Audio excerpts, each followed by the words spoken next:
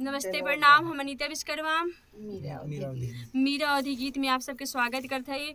तो आप सबसे यह रिक्वेस्ट है कि दीदी भैया बहुत दूर से आए ना, बहुत परेशान है, आप सब इनके सपोर्ट करें और ये बहुत अच्छा गावत हैं। तो आप सब इस चैनल पे मीरा अवधि लोकगीत मीरा अवधि गीत पे आप सब जाएं और जितना भी हो सके प्यार बोरा भर भर दें दीदी के। नहीं भावका अच्छा, तो आप सब उहे भर के दे जो नहीं बोला था। तो आप सब यह गाना के आनंद लें। देखा कितना अच्छा गाना हम सुनावा थे आप सबके।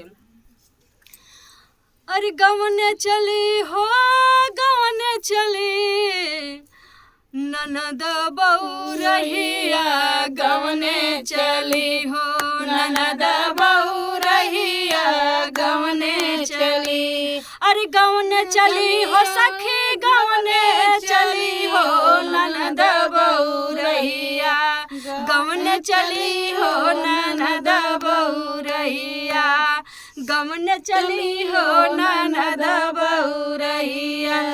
जब हमरे ननदी के आयल सगुनावा, जब हमरे ननदी के आयल सगुनावा, और 900 गुंडन के आंसू गिरी हो ननद बहू रहिया, गवन चली हो ननद बहू रहिया, गवन चली हो ननद बहू रहिया।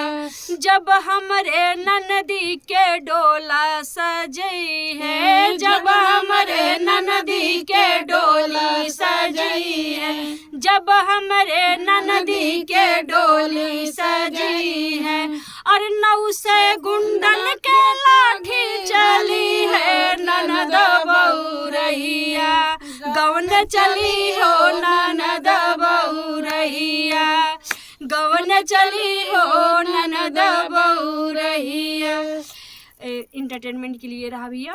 तो जैसे भी आप सब गाना कमेंट करके बताएंगे।